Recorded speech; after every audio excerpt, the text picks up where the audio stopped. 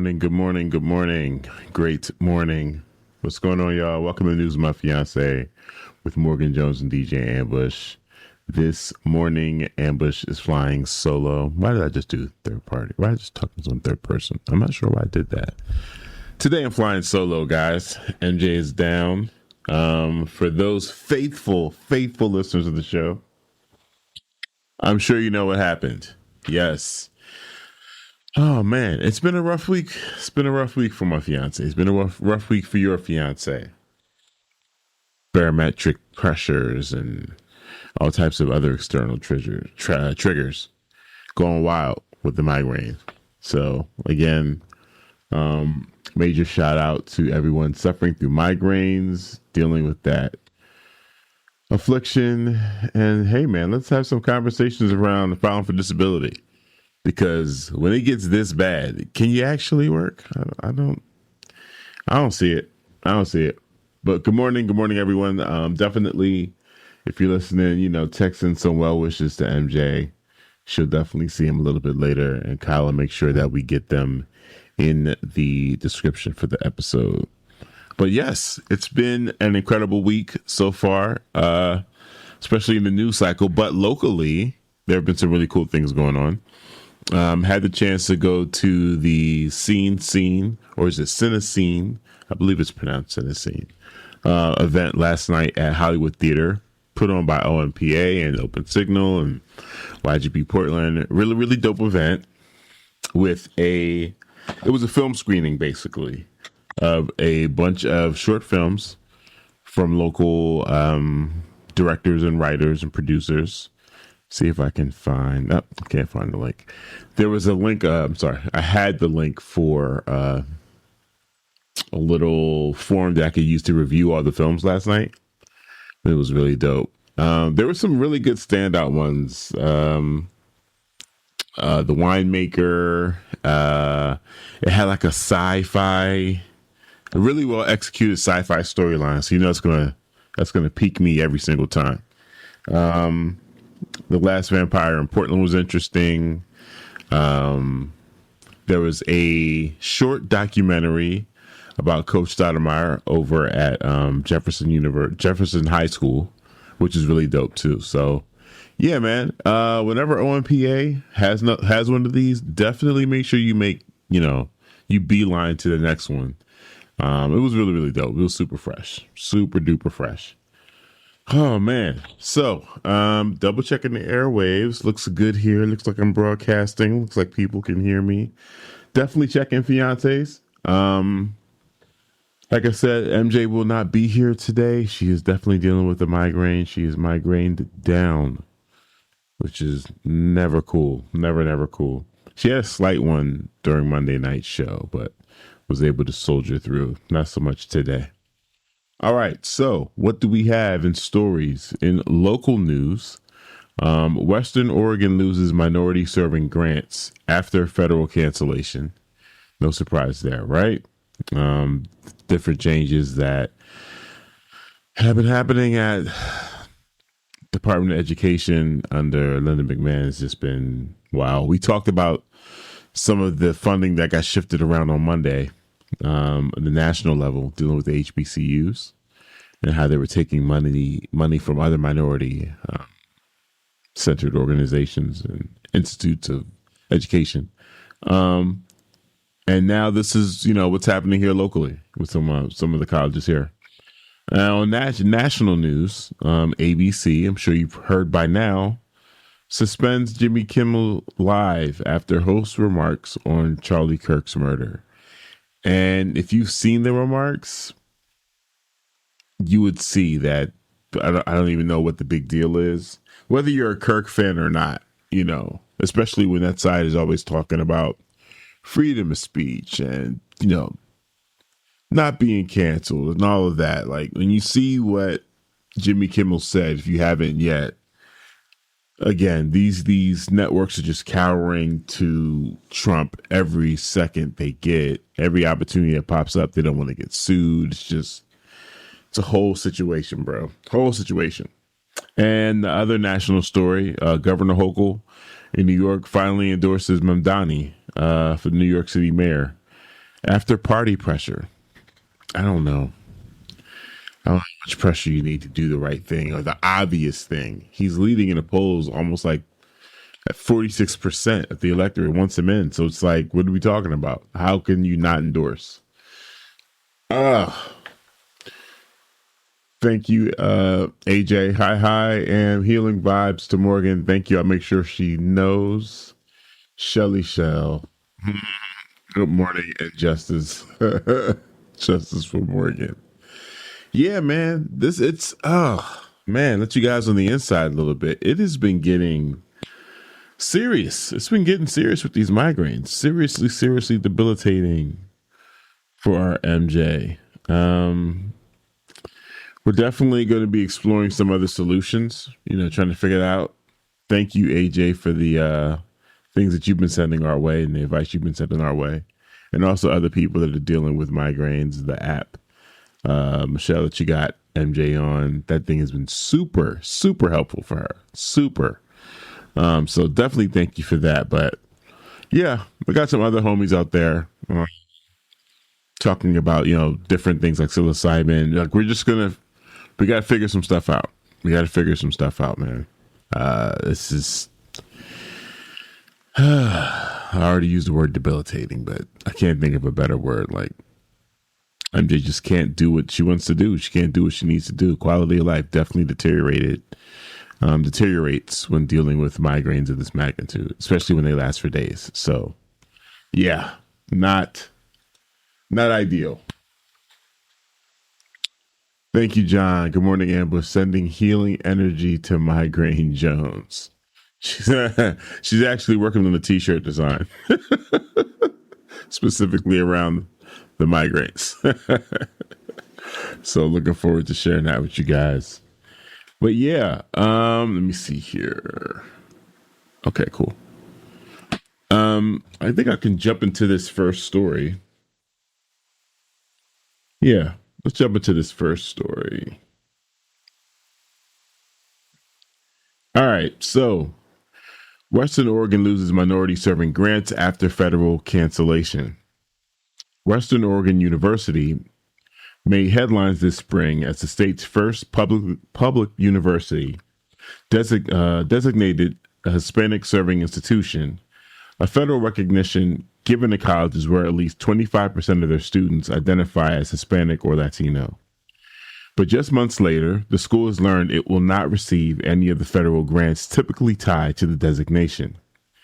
The U.S. Department of Education announced last week that it is canceling $350 million in grants for minority-serving institutions nationwide, arguing the programs discriminate by limiting eligibility to schools meeting specific minority enrollment thresholds. The funding cut affects not only WOU, but also institutions serving Alaska Native, Native Hawaiian, Black, Asian American, Pacific Islander, and Native American students. WOU spokesperson Maureen Brake says the university had not yet received any funding under the designation because it was so recent, but the cancellation still represents a major lost opportunity. The loss of HSI programs and the opportunity to apply for grants related to this will not change the high-quality student service we provide to our entire student body, Brake said, noting that more than half of WOU students are the first in their families to attend college. Higher education advocates have sharply criticized the move. A 2024 report by the State Higher Education Executive Officers Association highlighted that minority-serving institutions have a track record of being engines of upward mobility, lifting students from lower-income backgrounds at higher rates than other colleges.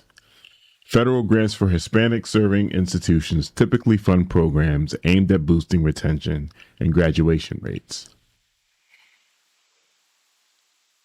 Portland State University's Oregon's first Asian American and Pacific Islander serving institution is also losing out.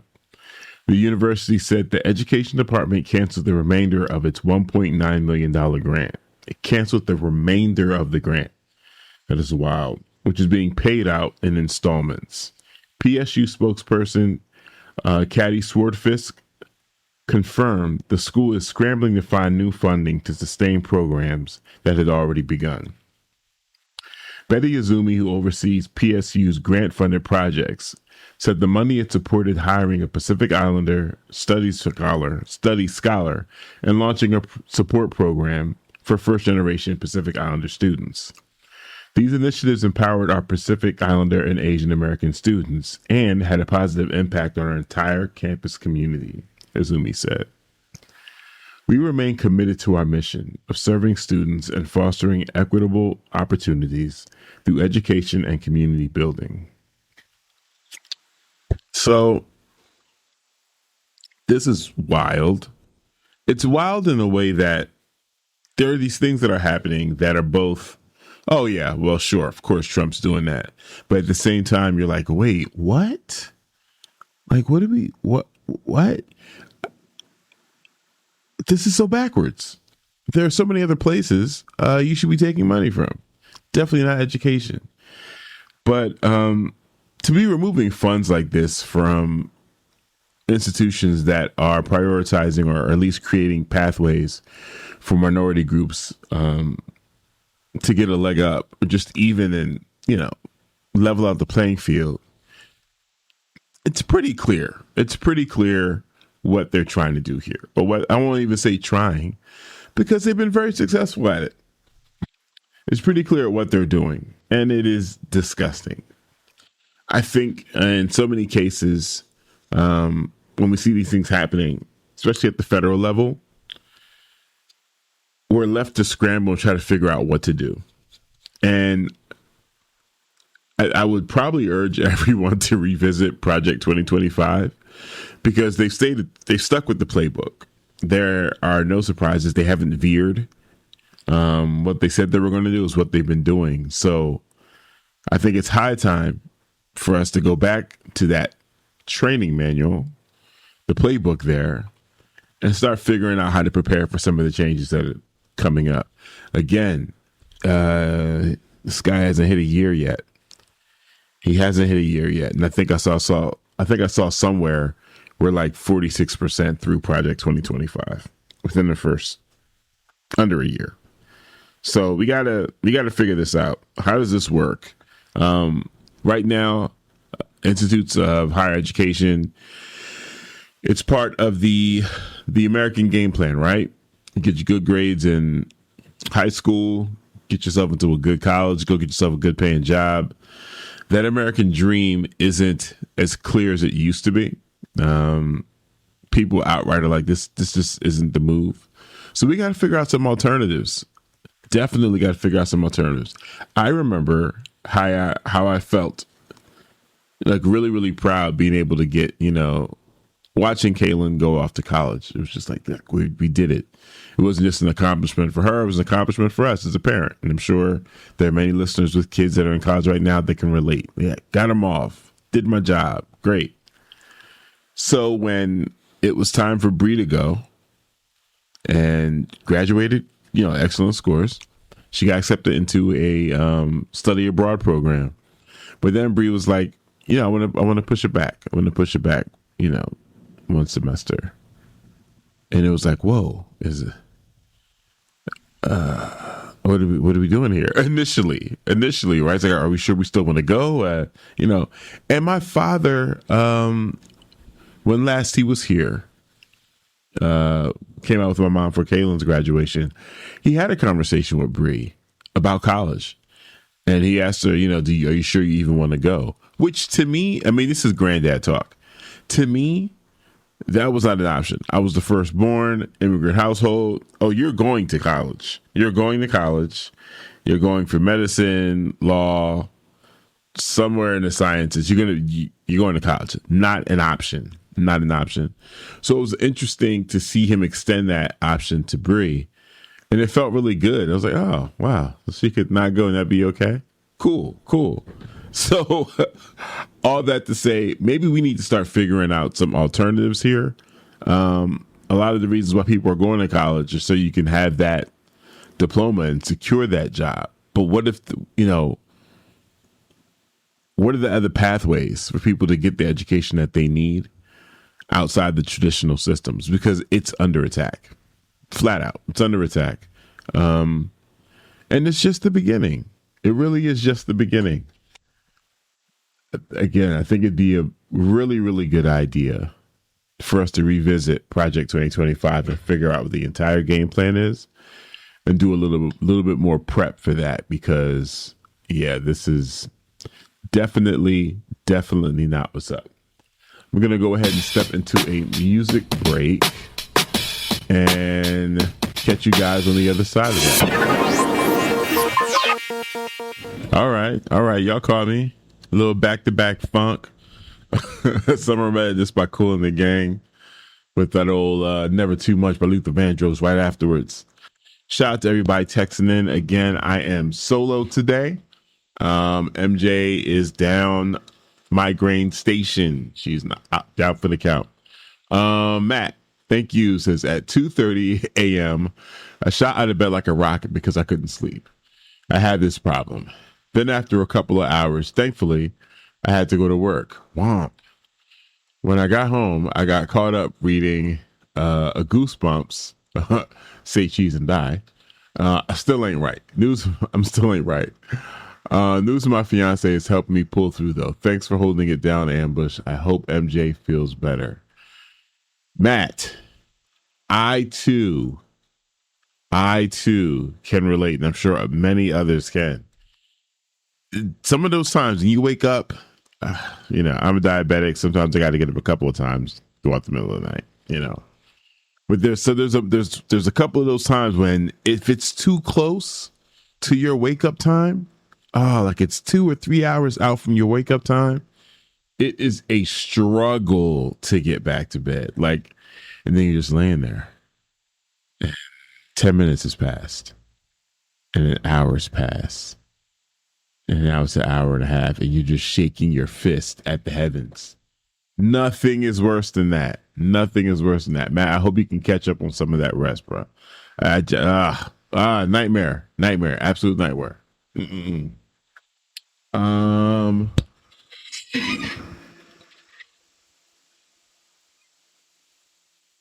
Dibs, just woke up. Love that Diodato tune.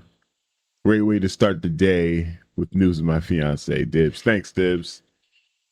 Yeah. We're getting like 2 songs per music break now. Just because that's where we are this morning. That's just where we are. If you miss anything so far, the only story I covered was the funding being removed from minority-focused, organizations, colleges here in Portland. Western Oregon University being that school.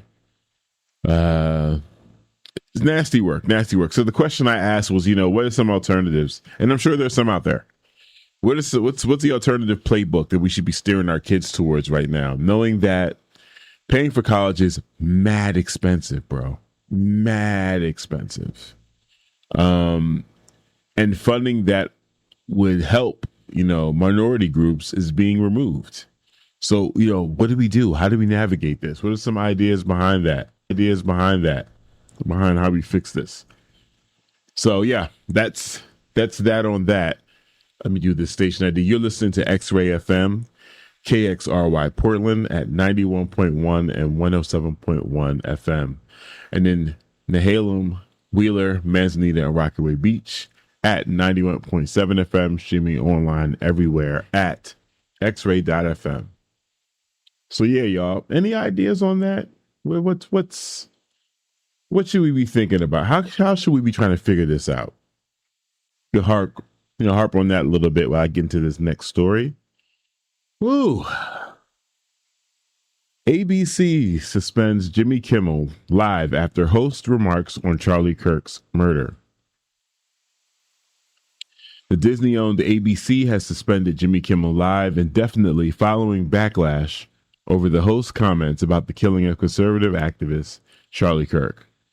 Prosecutors have charged 22-year-old Tyler Robinson with Kirk's murder during a September 10 event at Utah Valley University. Robinson, who surrendered after a day after a 2-day manhunt, is accused of shooting Kirk for his political views. The controversy erupted after Kimmel's Monday monologue, in which he accused the MAGA gang of exploiting the tragedy of for political gain. He mocked former President Donald Trump's response to Kirk's death, comparing it to how a 4-year-old mourns a goldfish. Kimmel's remarks drew sharp criticism from conservatives who said the comedian had wrongly suggested the suspected killer was a Trump supporter before authorities confirmed Robinson had leaned left politically in recent years. On Wednesday, Brendan Carr, chairman of the Federal Communications Commission, said there was a very serious case for action against Kimmel and ABC, citing broadcasters' obligation to operate in the public interest. Nexstar, which owns several ABC affiliates, dropped the show from its schedule before ABC formally announced a suspension. Calling Kimmel's comments offensive and insensitive at a critical time in our national political discourse. Trump praised the suspension, declaring on his social media platform that the ratings challenged show had been finally canceled. He also took aim at fellow late night hosts like Jimmy Fallon and Seth Meyers, calling them losers with horrible ratings. The episode echoed Trump's earlier celebration of CBS's cancellation of The Late Show with Stephen Colbert, which the network attributed to financial pressures. Kimmel, one of late night television's most recognizable figures, has hosted his ABC program since 2003. Known for blending comedy with political commentary, he's become a frequent critic of Trump. His contract with ABC is set to expire within a year, raising questions about whether the suspension could mark the end of his 2-decade run on the network. For now, ABC has not announced when or if the show will return. So, I'm not a big Jimmy Kimmel fan in the way of, I'm not a huge late night fan. I'd want to watch Fallon more for the roots, but yeah, just not a late night broadcast TV fan. It's just not my thing. And it hasn't been for a while.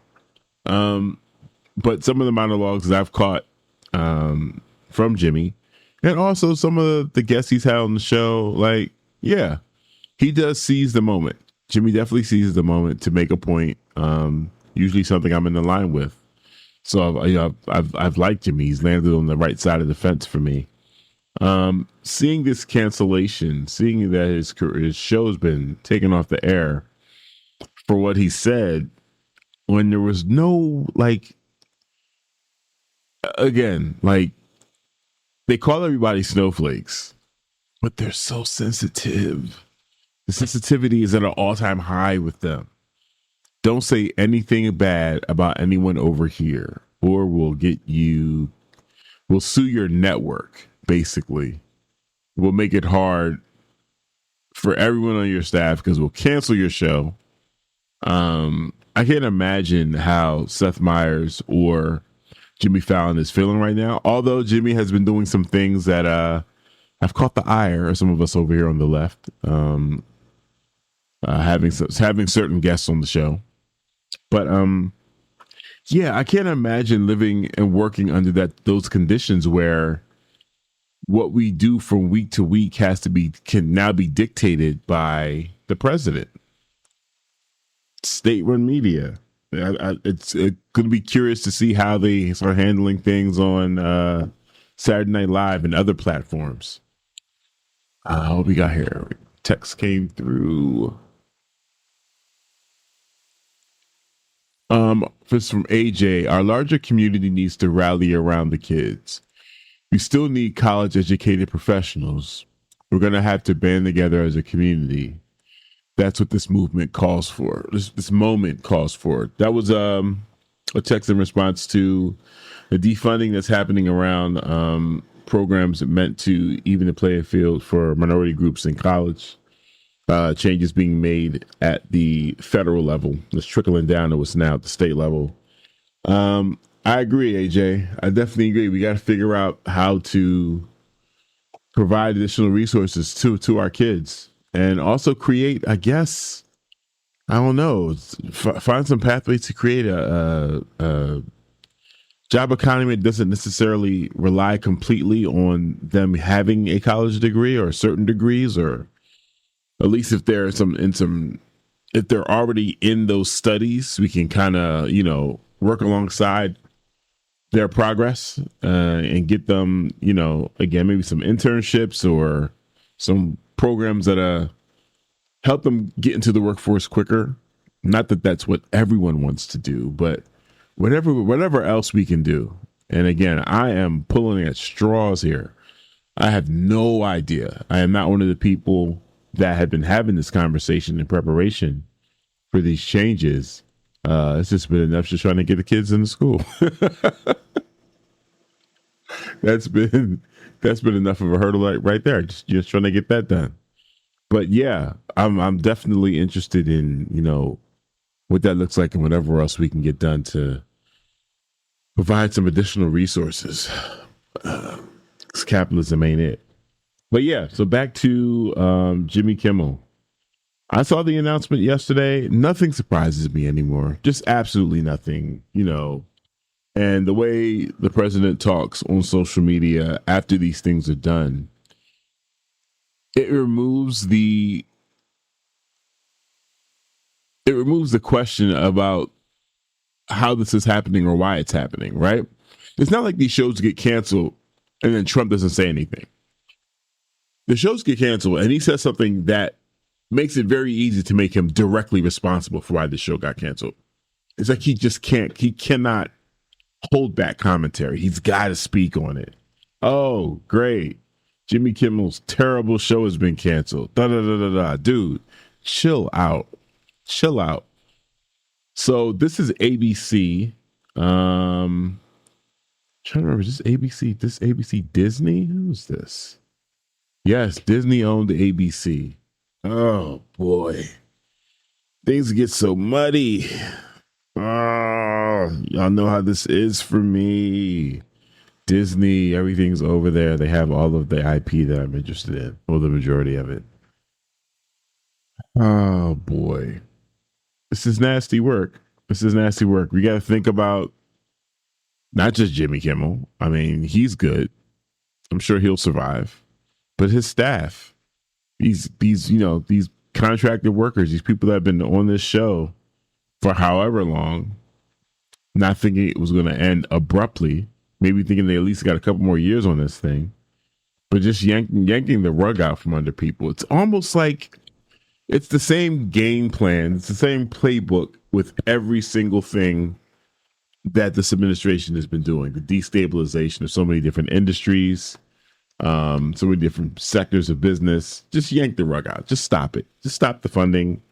You don't get any more of your funding that's already started. We're pulling funding back. It's just a wrecking ball. Wrecking ball. Let's see. What up, P-Town? Wonderful Rising Fiancés. About Charlie Kirk. He was a mark. I'm just not sure whose mark. Yes. We're having that. We've been having that conversation from Monday's show. The different things they tried to put on Tyler Kirk. Not Tyler Kirk, I'm sorry. Tyler Robinson. The different identity markers they tried to place on him. He's left leaning. He is actually, before they knew it was him, Nancy Mace was saying some wild transphobic things about who the suspected shooter was. And now that it's basically come clean that it's white on white violence, it's alt-right on alt-right violence. Tyler Robinson, the groper. Things are getting a little bit muddy on that side. There's a lot of infighting happening right now. Candace Owens is going at members of the right, and it's not anything I want to be involved in at all. Just even from an analysis standpoint, it's like, hey, you guys want to fight amongst yourselves? Great, good, awesome. Leave us out of it. Don't target any HBCUs. Don't target any communities of color. Have your thing. Go over there and have your thing. So Yeah. I'm curious to see how that will continue to play out with the Tyler Robinson situation. They want the death penalty, and they'll probably get it. They'll probably get it. I don't see what's in the way of what Trump wants to get done. You know, all of his wishes get granted. His genie is awesome. But yeah, back to the Jimmy Kimmel cancellation. I want to say this is huge, but in light of all the other things that we've been seeing happening, especially in media, it's kind of just par for the course. It's sad that this is what we have to get used to. That these are just like understood consequences. There's no real pushback, right? It's just the understood consequence. If you get the president upset, he can reach into the private sector and affect so many people's lives. Like there's no guardrails, any traditional way that we would have expected the president of the United States to handle a situation. All of that's out of the window. I can't imagine a time, and I don't know, where I would think the president would be so concerned with anything in media. Like, you're the president of the United States. You're the quote unquote leader of the free world. Why are you worried about TV? Why are you worried about what people are saying on the internet about you? Like, you have actual work to do, like serious work to do.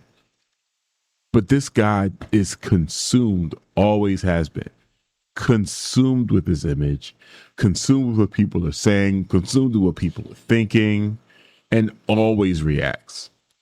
Always.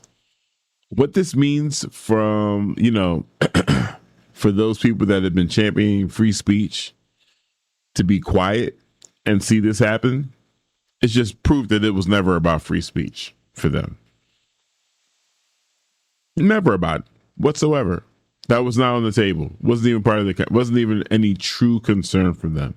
They just want to be able to be free, to be racist, to be free, to be sexist, to be free to continue to push patriarchy and capitalism. We want to be able to be free to say whatever we want. But if you have anything to say against that, any type of pushback, any type of counter, then speech can no longer be free. This is not a free thing. Watch what you're saying. Respect what we have going on. Respect the conglomerate. It's nasty. That's nasty work. I don't like it. I don't like it at all. But what does this mean? What does this mean? I saw someone say online, I think it was a Blurred Without Fear, that whenever Trump does this, whenever this happens, someone progressive or left leaning gets canceled, they move their show to the internet. Joy Reid, I believe, recently started the show, or not so recently started the show. She's doing like a tour right now. Don Lemon, his show has been doing pretty good. He is now doing his Man on the Street segments out there with the microphone. Mark Lamont Hill, Jamel Hill, Mehdi Hassan. These are people that were on mainstream networks, got canceled for whatever reason, got taken off of their networks for whatever reason, whoever they angered, and now they've gone into onto YouTube and social media and use those platforms. And some would argue that they definitely have more freedom, certainly. Some would also argue that now they're hitting a wider audience. And I believe to an extent that might be true as well.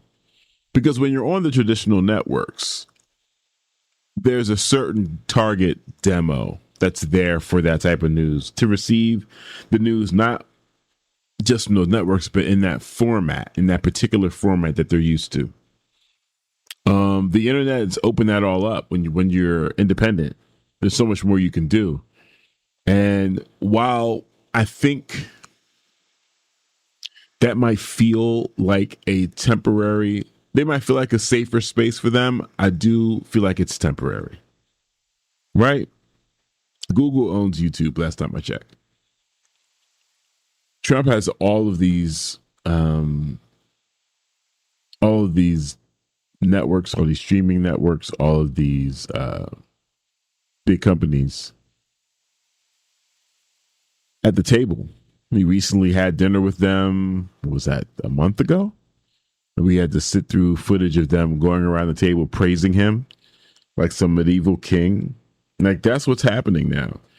The second that he won, one of the things I was saying actually leading up to the election was like, we're going to lose the ability to protest. We're going to lose the ability to be able to say some of the things that we've been freely saying.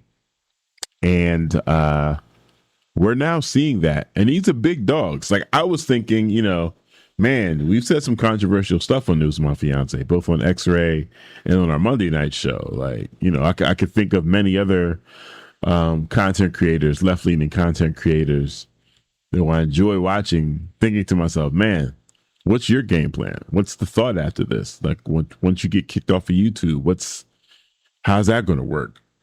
But we've watched big dogs. Stephen Colbert, Jimmy Kimmel, we've watched people at that level have their shows taken off the air. So to think that, for anyone to think that maybe, they'll be safe on the internet through alternative streaming platforms, I don't have that confidence. Matt says no guardrails, only Pampers with leak protection. Yes, that's what's happening. That's definitely what's happening. Just no guardrails. And once you get to the place like that, right? No parameters, no regulations. How do we go back? How do we get back there? Just as the citizenry, you kind of get dulled to this new way of thinking and this new way of operating from the federal government. How do you go back? How do you put the toothpaste back in the tube? C says, what up, C's? Jimmy Kimmel falls in line with President Obama, who joked on him at the correspondence dinner. He started his attack on him from that day. The man's ego cannot handle jokes on him. His narcissism is destructive. Yes. England is literally bowing to him as we speak. Tell me a little bit more about England, C's. But yeah. I didn't realize the affinity. I guess I should have realized the alignment with Obama and how that could definitely keep Jimmy in crosshairs, in Trump's crosshairs. It's just the idea that he has the ability to do this, and he does it so just frivolously, like it's no big deal that you right here in front of all of us are attacking free speech. You're attacking the media. You are hampering people's ability to have access to free speech. And that's cool. That's fine. That's fine. That's why I say, like I try to remind you guys often, not to go back and forth with the opposition, because they don't really mean this crap. They really don't. There's no way you could be for free speech 1 minute and watch the president operate this way without critique from these same free speech warriors. It makes zero sense. Zero. Dibs says Charlie K has a website called, professorwatchlist.org. In it, he lets university professors that teach CRT and other subjects that he didn't agree with. He lists university professors. He also lists the professors' university emails. Now those professors are getting doxxed and threats. The fascists are running wild.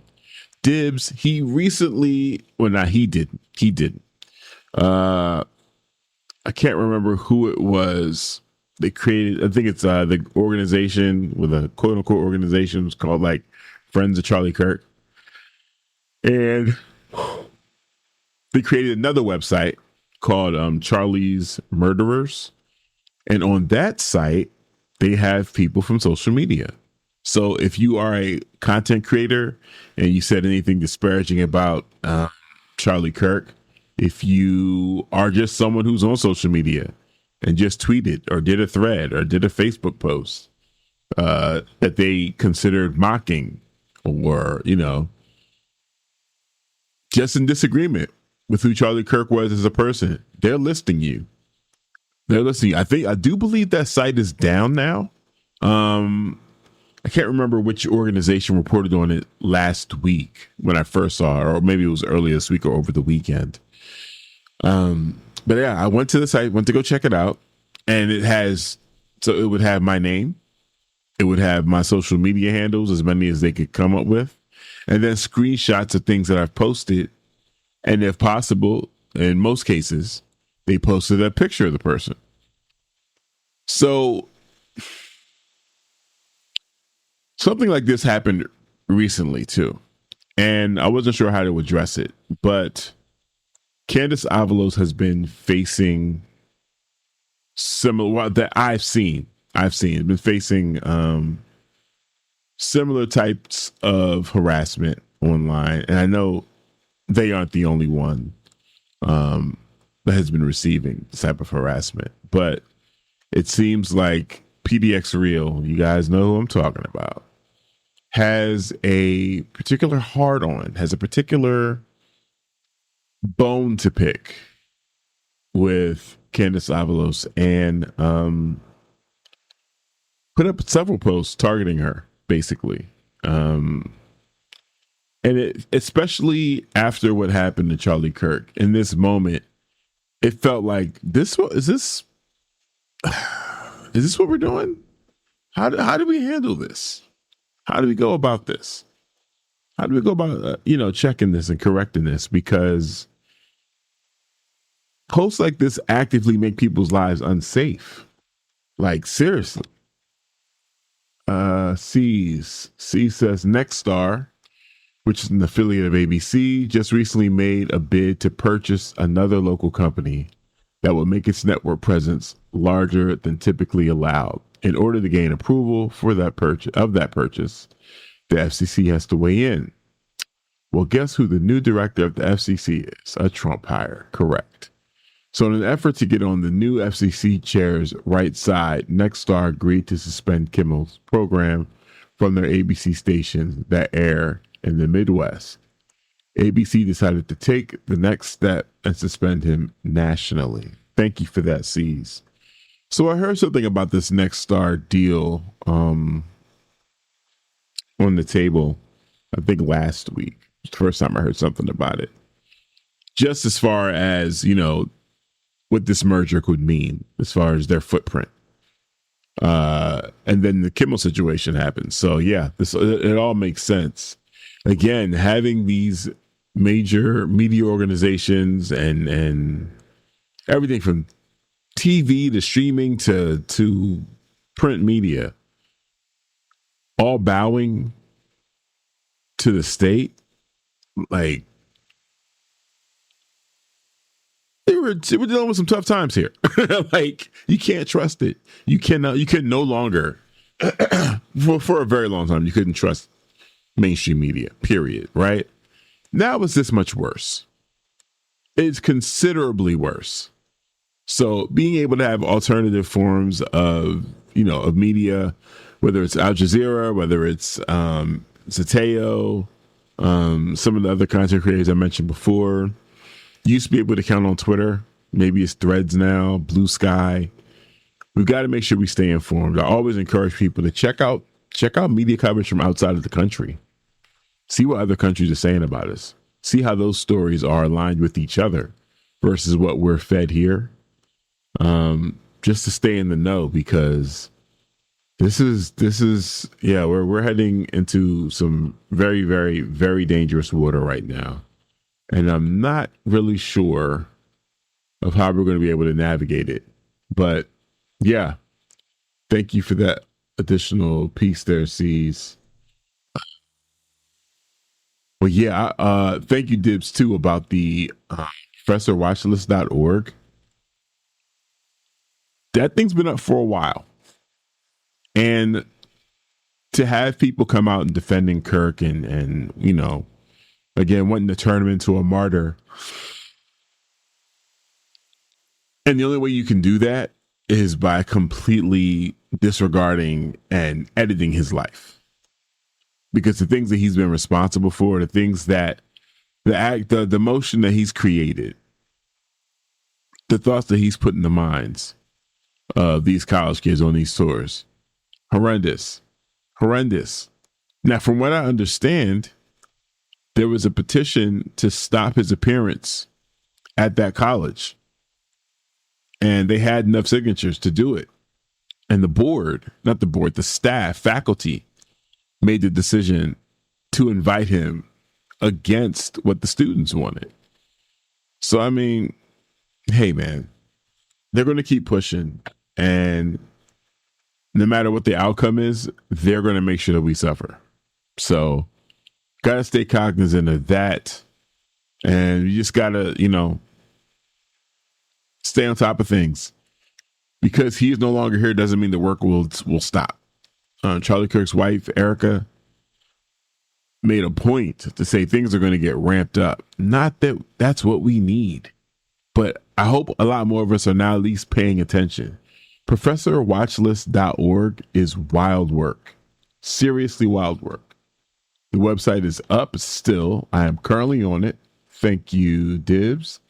And it opens up with a video from Charlie. And the first thing it says on the website, Professor Watchlist, unmasking radical professors. Sign up now. And of course, there's a donate button. Featured professors. Like, what is happening? You can search by school. You can search by name.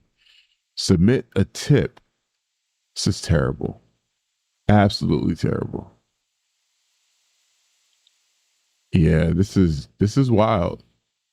I couldn't imagine being on here knowing that people would go to this website and target me just for doing my job. I went to the profile and wow. You click on the professor's name. Each professor has their own page with paragraphs of information on them. Updates. This particular professor, data has been updated January 31st, 2024. They have videos of the professors doing their jobs, attending rallies, things like that. This is nasty, nasty work. The search suggestions: racial ideology, protests, LGBTQ, diversity, equity, inclusion, COVID-19, corruption, climate alarmist, anti-Semitism, anti-law enforcement. This is nasty. Oh, goodness. Okay, all right, let me get off this website. This is terrible business. Dibs, I blame you, but not really. Thank you. Oh, man. It got personal. Oh, no. Wow. Okay. Thanks, Dibs. Oh, that's horrible. This is, yeah, man. This is not cool. Not cool. P-Town, his wife can just back down too. We already know she's good with all the money she got. Yeah. There's definitely been a ton of fundraising Erica has been doing through Turning Point USA. There are also, I got to take another look at this. I saw something online a couple of days ago. And if it's online, it's got to be true. No. I saw something online that talked about how Erica and Charlie met and her political affiliations prior to them getting married. And I want to take another look at that, because if all of this stuff is true, wow. Yeah, it leaves space to embrace a wider conspiracy around all of this. They're already talking about Erica Kirk possibly running as VP. And I know. Depending on the day of the week it is, they throw everybody's hat in that race. It's just a thing that they mention. But yeah. Strange times. Thank you, Dibs, for that. Thank you, Pete Tennessee. Definitely. We're gonna hop into another music break, and yeah, I'll catch you on the other side with the next story. Man, welcome back to News of My Fiancé with Morgan Jones and DJ Ambush. I am flying solo today. MJ is down with the migraine. Shout out to everyone that has been joining us and listening in since we started at 7:30. Show was over at 9:06. You know the deal. Yes. Shout out to P-Town. I missed this text from you earlier. I was asking pretty much after every story today, what are we going to do? What are we going to do? P-Town says, Ambush, we're going to handle this like we always do in our community. We will evolve past this dastardly plan. Evolution is the key. It's going to have to be. You're right. Thank you, P-Town. I missed that text from you with some of the other texts that came in afterwards. But no, that's going to have to be it. It's going to have to be it. We got to figure out what the next phase looks like. We have to have the imagination to see something different, and then, start putting steps towards making that a reality. Matt said, as we were talking about Erica Kirk, I heard Erica Kirk got her skin tightened. Was it tightened or lightened? Lightened just to impress her husband when they first met. Huh. There are so many conspiracy theories. Now, let me not say conspiracy theories. There's so much new information out here about Erica Kirk, especially now that she's decided to thrust herself into the spotlight. So I'm sure we're going to hear even more things about her past we were unaware of. Real quick, a little something that happened here. Trump designates anti-fascist Antifa movement as a terrorist organization. President Donald Trump announced he plans to designate Antifa as a major terrorist organization, and he says this in a social media post. Trump called Antifa a sick, dangerous, radical left disaster, and he stated he would recommend investigating its funders. Senator Bill Cassidy supported Trump's decision, claiming Antifa promotes violence against justice for all.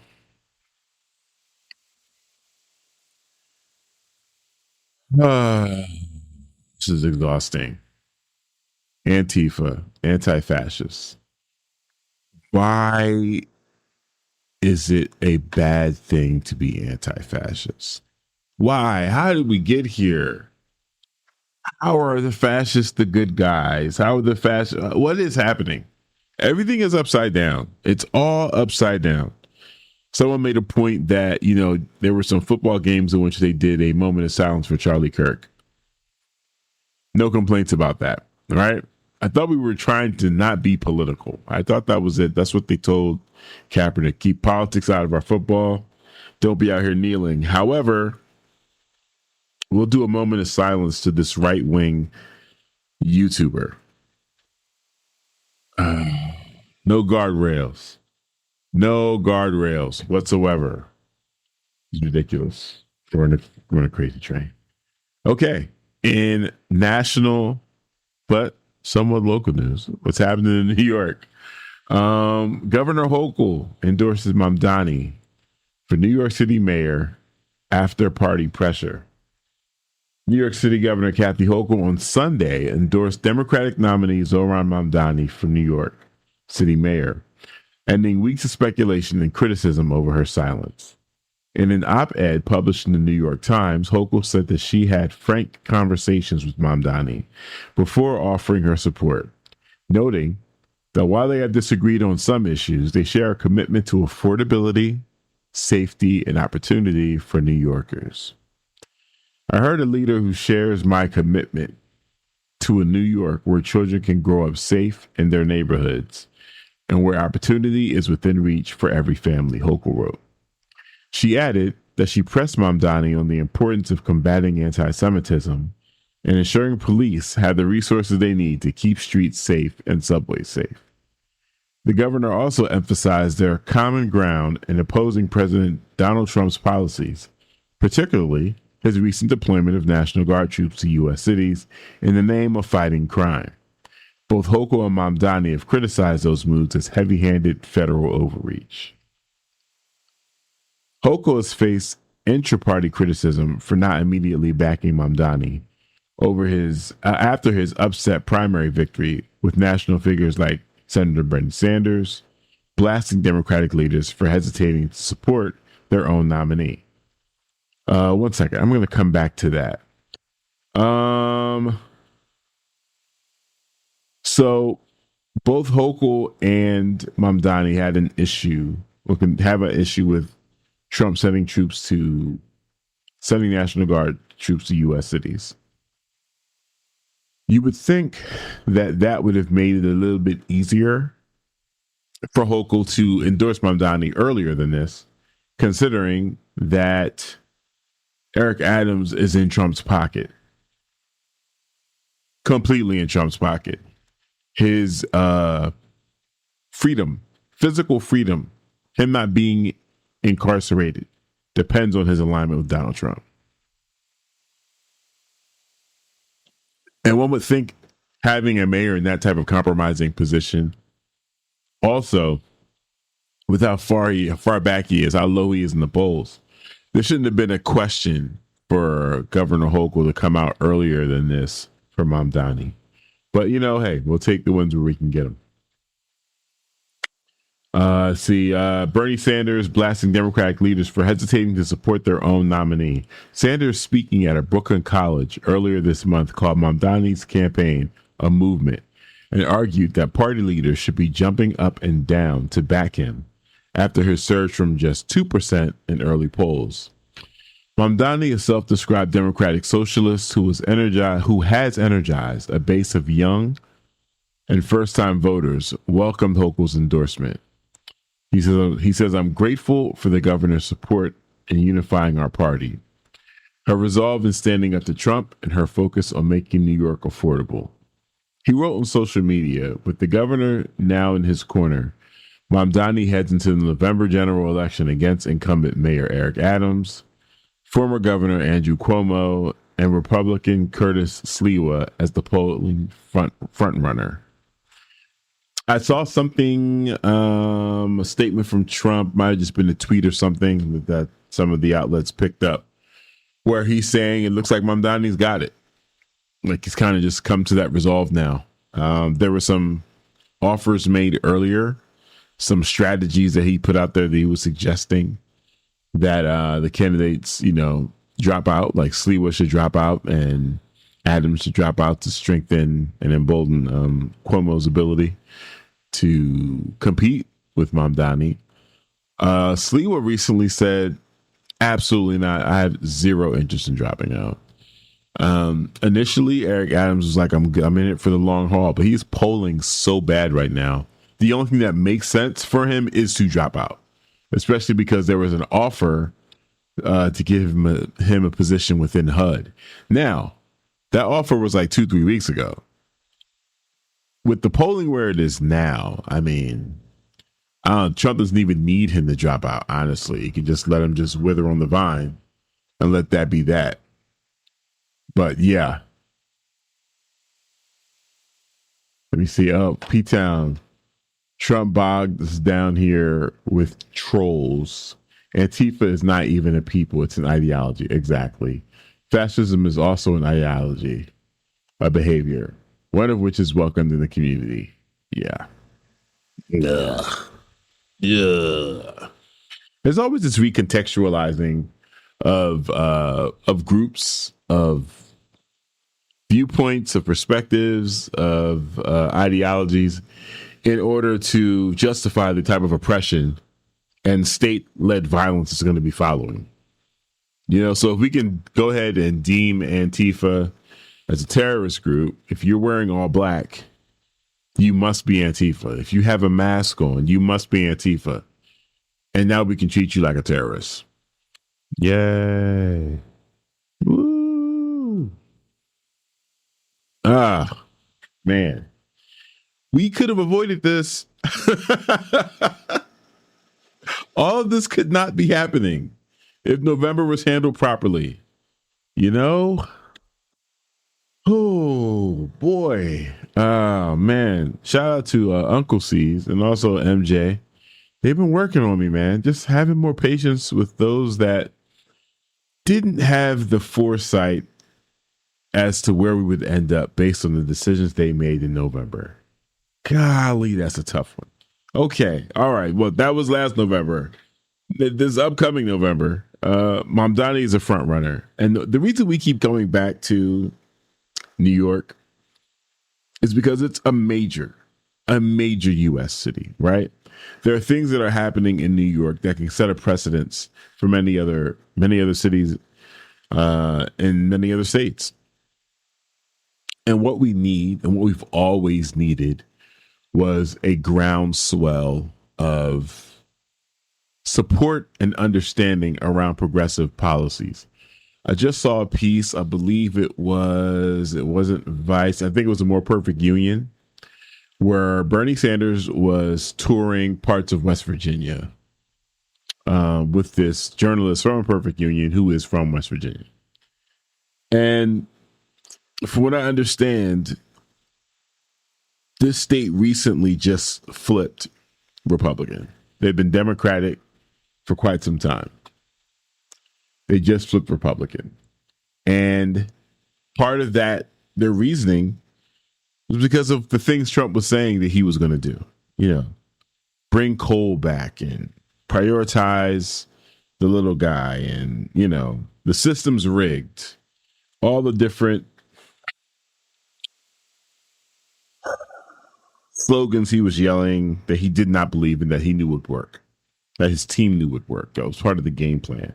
And that's what these folks got sold on. That, in addition to feeling disenfranchised and ignored by the Democrats, who decided to leave the working class and chase the billionaire class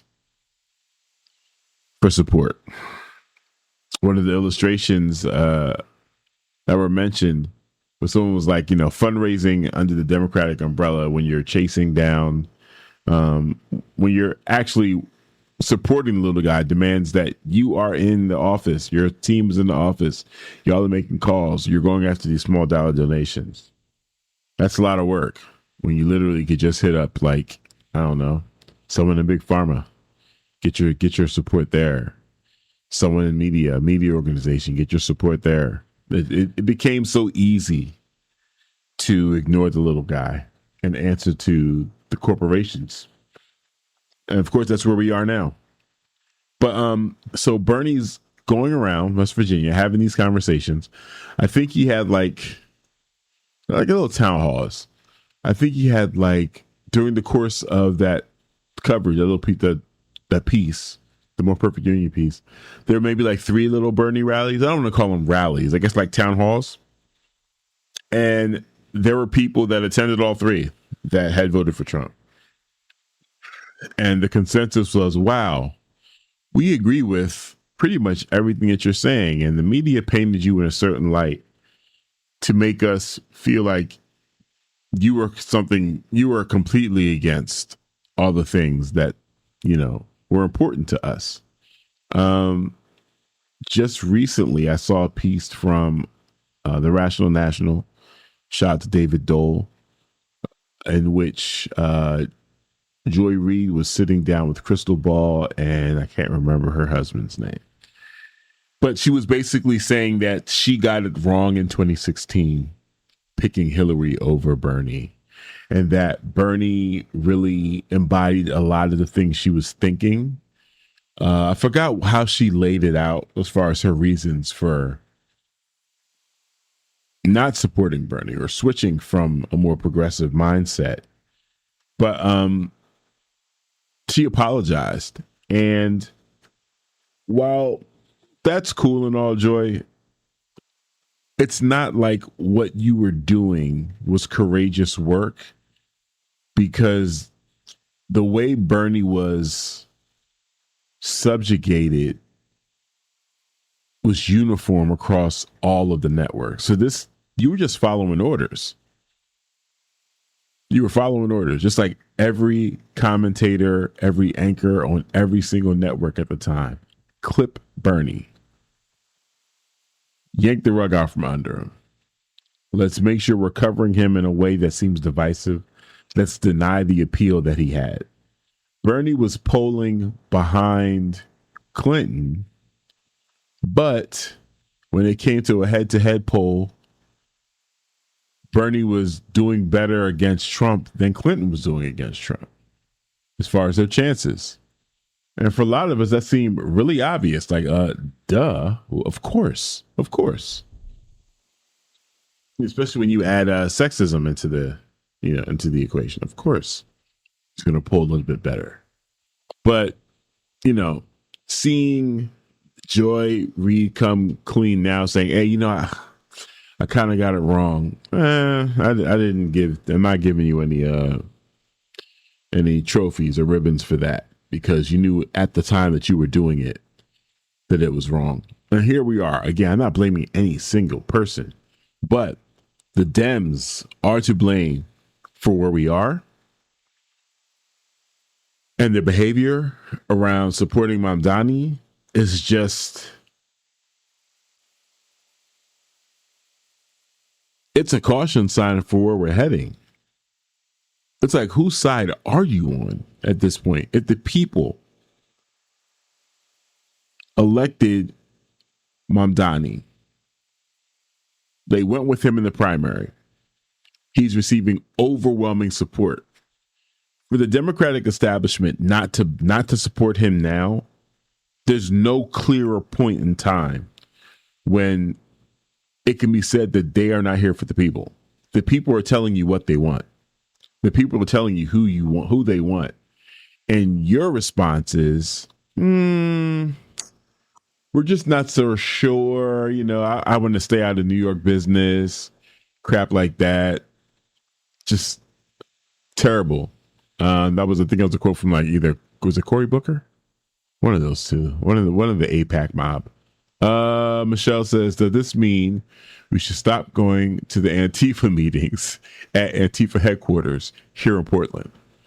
Yes, Michelle, that's exactly what that means. She just said, but I just got my shiny new membership card. Anyway, in seriousness, the combination of this and the recent shadow docket ruling setting up the logic for detaining people based on profiling in defiance of the Fourth Amendment is really very scary. So I got to look more into that. But yeah,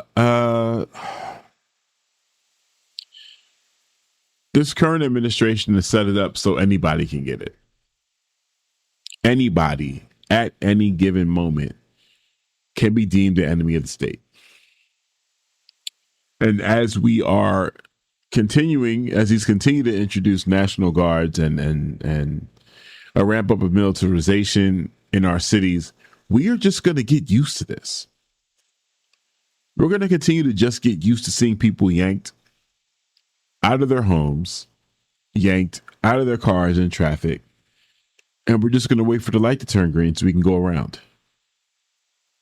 Maybe look a little bit, but not too hard, because we don't want to get doxxed.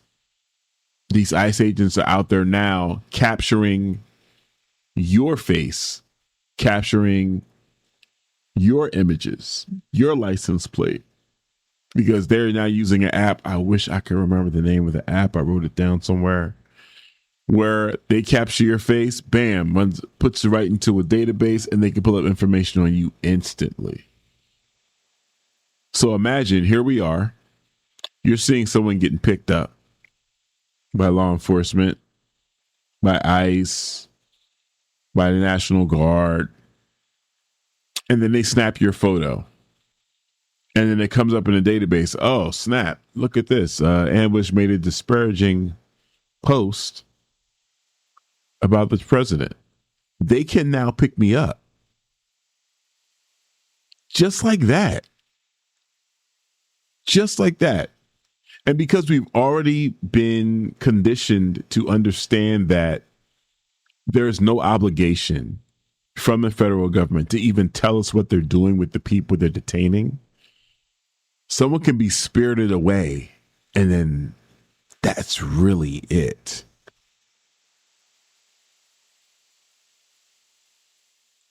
These are things that we can't forget are not just possible, but are happening right now. While at the same time, you know, the new Jordan Peele movie's coming out this Friday. You know what I'm saying? I still got a shop for a new controller for my PS5 because both of them have stick drift. Like, while all of that's happening, something that I tweet or something that I say on Threads can get me, scooped up at Lloyd Center. Like, this is wild. It's wild, fam. C says, I don't know how folks after the fact can say I didn't know. You know good and damn well what you were doing, Joy. Voters too. Walking around with your hands covering your ears when the other side is speaking is just willful ignorance. C's. I agree with you. 100%. 100%. Where did this clarity come from, Joy? Where? I can't remember the other sister's name. She was Biden's press secretary. The Haitian sister. I can't remember her name right now. But she's doing a book tour, and she's letting out some of the secrets, some of the things that were happening listen, I don't want to hear, you were there for it. Your job was to get on a podium every single day and speak for the administration. You could have said something. You could have leaked something. Yeah, it's tough, man. It really is tough to listen to people today say, I didn't know. But I will say this to UCs and to me and to many of us that we live in the bubble, right? Our algorithm is feeding us what we want to see. There are a lot of people that are getting the exact opposite. The great majority is getting the exact opposite. They just are. They're not seeing the things that we're seeing. They're not getting the fact that so many people are still watching cable news. That's proof right there. If you're still watching mainstream media, it's called mainstream media. If that's where you're getting the majority of your news and opinions and perspectives from, then yeah, it's kind of weird, unfortunately, for us to expect people to be in a place to be as informed as they should be. And I guess that's where we have to exercise our imagination. Imagine no one knows what you're talking about. You're that voice at the Thanksgiving dinner. Well, actually, and you're ruining everyone's holiday. That's that's us. That's the percentage. That's who we represent. You're listening to X-Ray FM at KXRY Portland at 91.1 and 107.1 FM, and in Nehalem, Wheeler, Manzanita, and Rockaway Beach at 91.7 FM, streaming online everywhere at xray.fm. Let's see, I think another text here. P-Town says, I think it's time that we take their narrative and build with our own hands. A house for our communities. Yeah, for sure. For sure. That's right, Ambush. They can individually hunt us now. Yeah, they definitely can. All the different countries that are often targeted in right-wing conversations. Well, you don't want to end up like such and such. Like, those countries can enjoy certain freedoms, and it's, they're policing their citizens. Like, this is what we're moving towards. This is what Trump has always wanted. Total control. He is a king. He is a dictator. And this is where we are. Oh, boy. In his third term of his dictatorship. That's right. Third term. When Biden was in office, Trump was still busy. He was still getting things done. So technically, this is his third term. That's how I sees it. But yeah, okay. I will update the notes, the playlists here. I want to thank all of you for tuning in and kicking it with me. On days like this, it's so much more important the relationship, our dynamic is, because I'm here solo, kicking it. So all the texts have been really helpful. Thank you guys so much just to help us, get through the show today. And I will make sure all the get well wishes make it back to MJ and get her, back up and running.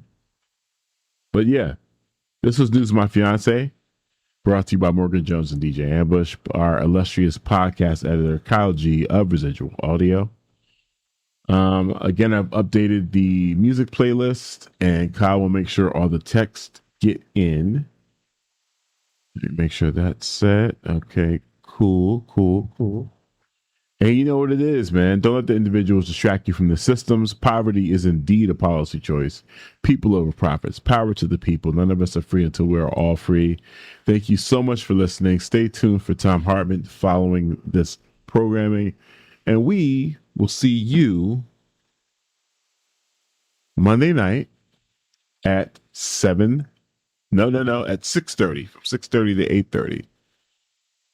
I got a couple more texts real quick. John said, everyone told me I was a crazy conspiracy theory hippie when I warned about this type of surveillance on social media and why I still kind of a ghost on the socials. No, dude.